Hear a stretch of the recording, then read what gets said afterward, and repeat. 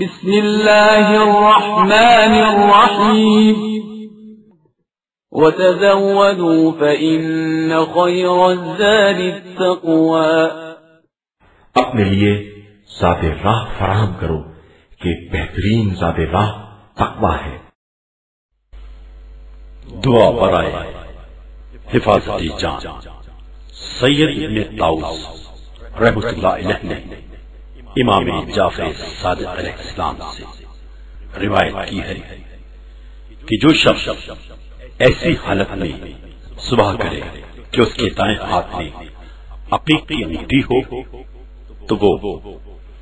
کسی اور چیز کی طرف نظر کرنے سے پہلے انگوٹھی کے نگینے کو ہتھیلی کی طرف پھیرے اور اس پر نگاہ رکھ کر سورہ قدر کو پڑھے اور اس کے بعد کہے آمنت باللہ وحدہ لا شریک لہ وکفرت بالجبت والطاغوت وآمنت بسر آل محمد وعلانيتهم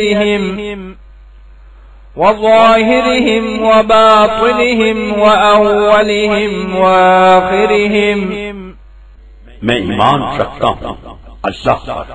جو یکتا ہے، کوئی اس کا شریک نہیں، انکار کرتا ہوں